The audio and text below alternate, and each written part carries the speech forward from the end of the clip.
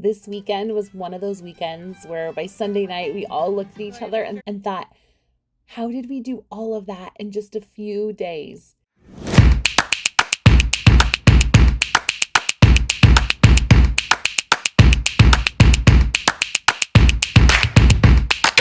It was busy, it was chaotic, it was loud, and honestly, it was pretty great.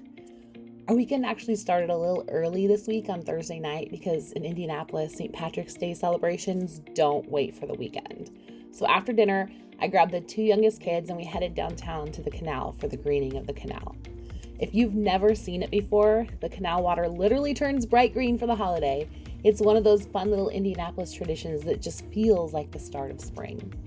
The two big kids couldn't come because they had show choir practice and after-school clubs, which is pretty much the story of our lives these days. When you have kids in middle school and high school, everyone suddenly has their own schedule.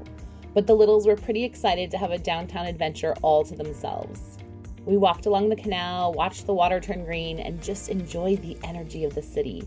There were families everywhere, people in green hats, and that feeling that winter might finally be starting to loosen its grip. And I love moments like that. Just a simple weeknight adventure. Then Friday morning, we did something a little questionable from a parenting standpoint. I pulled the two littles out of school early. Now, before anyone panics, I promise this wasn't for just no reason.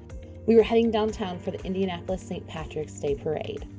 James is in his final year of elementary school, and lately I've been thinking a lot about how quickly these little traditions start to disappear as my kids get older. Once middle school starts, missing school for things like this just gets harder and harder. The work is heavier, the schedules are tighter, so this felt like one of those last chance moments. One more weekday parade together before life gets a little more serious, and it felt really special. We found a good spot along the parade route, bundled up a little bit because Indiana weather still likes to keep us guessing in March, and it was very windy. We watched all the floats, the dancers, and the marching bands go by. The kids caught candy, there were bagpipes, and lots of green. And it was just fun to be downtown together on a random Friday morning. I had put a bid in on a pachinko machine, which is kind of like this vertical pinball machine. I grew up with one at my parents' house. There was an estate sale for a gentleman who went to my church and the uncle of a friend of mine. And he had one in his estate sale, so I put bids in on it and I won it, so I had to go pick it up. Then came Saturday, and Saturday started very early. If you know anything about show choir season, you know that competition days start before the sun comes up. The two oldest girls had competitions first thing in the morning, which meant hair, makeup, costumes, and a lot of caffeine. While they were heading off to sing their hearts out, the two littles had their own big morning planned. They were running the school district's 5K with some of their friends. And after the 5K, my youngest had softball evaluations, which our family friends took them to, as well as taking them to the 5K and feeding them lunch. We are so thankful for this beautiful community that we have. Apparently, we decided that Saturday should include every possible activity. Meanwhile, the big girls absolutely crushed their morning show choir performances. There's something really fun about watching your kids perform when you know how many hours they've practiced. Lucy's day wasn't even close to over yet. As soon as that performance wrapped up, Lucy raced over to Carmel High School to compete in National History Day, and this is something she's worked incredibly hard on.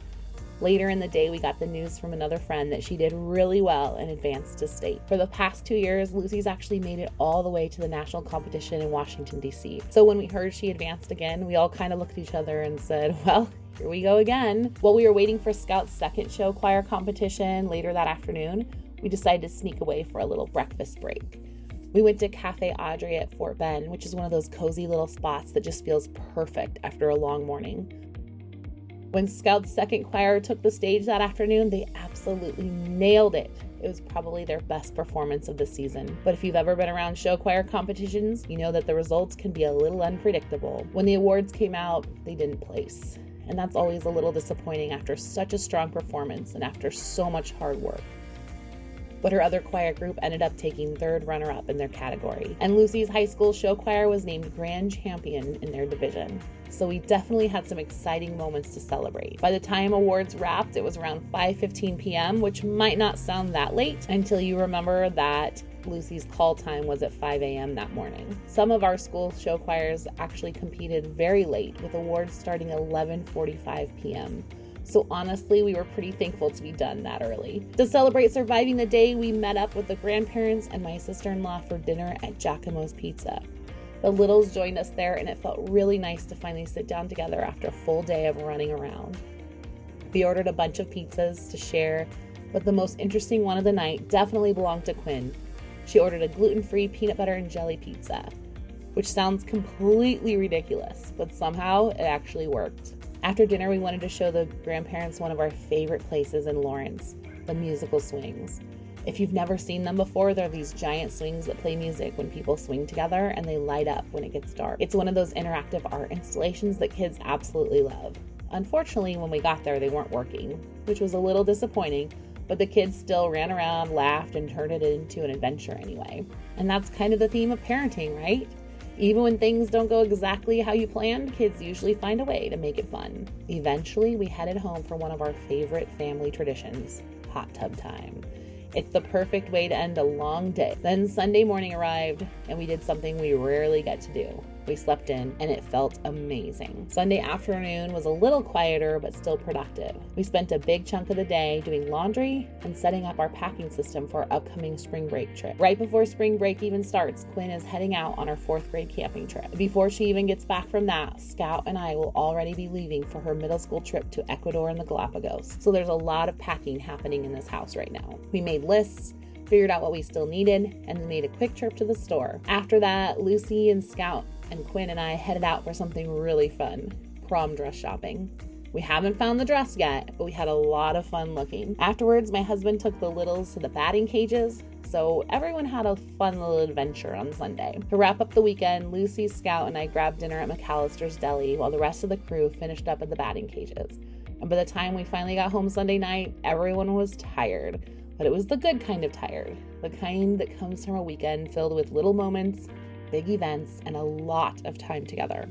And sometimes those are the weekends you remember the most. Okay, I need to know, what was the busiest weekend you've ever had with your kids? Because this one really might be hard to top. But I'd love to hear in the comments below, and don't forget to like and subscribe.